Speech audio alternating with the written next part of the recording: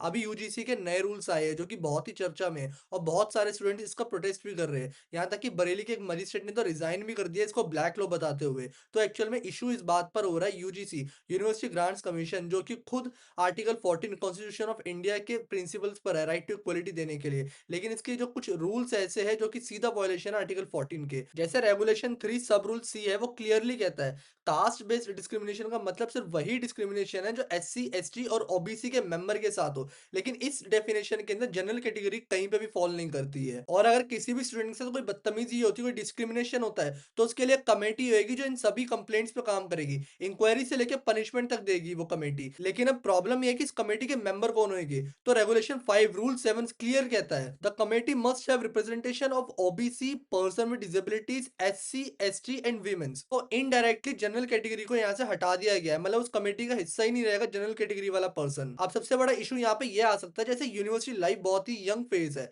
जहाँ पे गुस्सा आना, जेलेसी, बदला लेना, ईगो में आना, ये इमोशंस बहुत ज्यादा हावी रहते हैं स्टूडेंट्स के ऊपर। तो अगर किसी भी कैटेगरी का स्टूडेंट किसी जनरल कैटेगरी स्टूडेंट के साथ बदला लेना चाहे तो उसके लिए सिर्फ एक कंप्लेंट फाइल करना काफी हो सकता है। और यहाँ पे एक सीरियस इशू आता है, इसका डायरेक्ट इफेक्ट इंक्वायरी और उसके रिजल्ट पे भी पड़ सकता है क्योंकि वहां पे सारे मेंबर्स होंगे सब कैटेगरी के, लेकिन जनरल कैटेगरी का कोई मेंबर नहीं होगा। तो यहाँ पे वन साइड डिसीजन के रिस्क बहुत ज्यादा है। और अगर बाय चांस वो कंप्लेंट खुद ही बाद में झूठी निकलती है तो उसके अगेंस्ट में कुछ ऐसा एक्शन लेना ऐसा कुछ मेंशन भी नहीं है, ना कोई पनिशमेंट मेंशन है। तो कुछ इन रूल्स की वजह से ही जो यूजीसी का जो कोर प्रिंसिपल था राइट टू इक्वलिटी का, वही खत्म होते हुए दिख रहा है। और बाकी आप लोगों की क्या राय है जरूर बताना इसके ऊपर।